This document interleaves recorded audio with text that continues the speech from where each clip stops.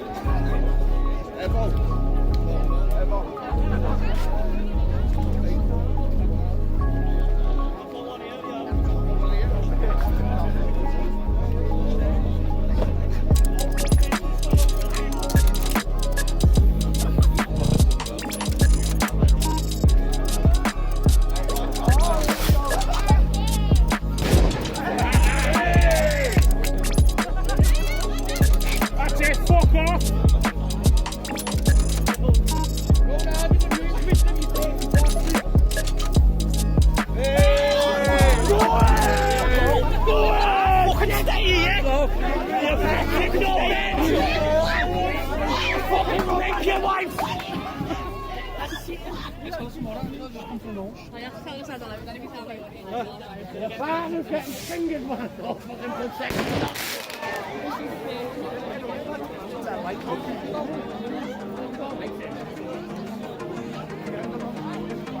Andy.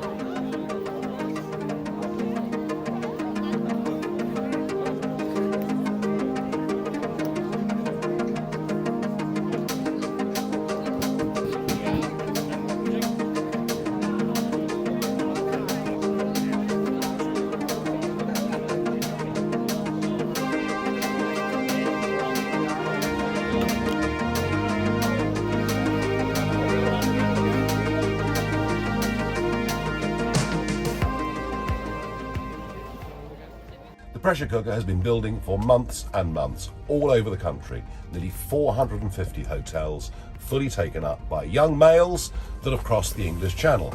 We don't quite know where they come from. Many, of course, come from Albania. Most of them have absconded already and joined criminal gangs. As for the rest, tough to know who they really are because they've mostly chucked their passports into the English Channel. But what is for certain is there is great unease in many local communities, and this finally boiled over in Mosley, Merseyside. Last Friday night, a community protest was organised.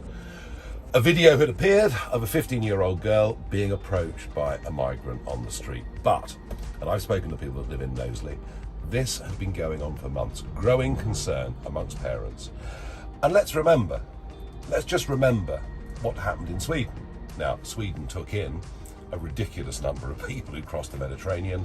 Up to 20% of the population of Sweden have come into the country since 2015. We've seen a massive increase in attacks, particularly on women, let alone the gun crime, the violence that is going on in Stockholm now every single day. So people are worried, and they have a right to be worried about their kids and about their community. Liverpool has probably been the most tolerant place for refugees and migrants for centuries. And far from being a hotbed of right-wingers, it's the most left-wing city in the whole of the country. What happened? They announced the protest. Care for Calais, Claire Mosley turned up with about 100 people, and then some yobs dressed in black outfits with backpacks and sledgehammers smashed in a police van. Those yobs had nothing to do with that local community whatsoever. I don't know who they were. They frankly looked to me like Antifa. But this has been used over the course of the last few days by virtually everybody to say it was a far-right demonstration and these are very bad people. The local MP, Sir George Howarth, said the protesters were not representative of the constituency. How wrong can you be? They were holy. They were mums, dads, aunts, uncles, grandparents, kids. That's who was there raising their voice of concern. So they've all been labelled as being far right. And, Lisa Nandy from the Labour Party, various Conservative politicians like Andrew Mitchell condemning the protest. Well, it's gone a stage further than that. We learnt this morning that in Newquay, residents are planning a protest this Saturday. Already, the Conservative leader of Cornwall Council has condemned what they're doing as racist. The Labour Party have joined in as well. And now, a collection of various refugee charities have got together today. They claim they represent up to 500 groups around the country, calling on government to condemn protests against those that cross the English Channel, filling up our hotels. I'll tell you what's going on here.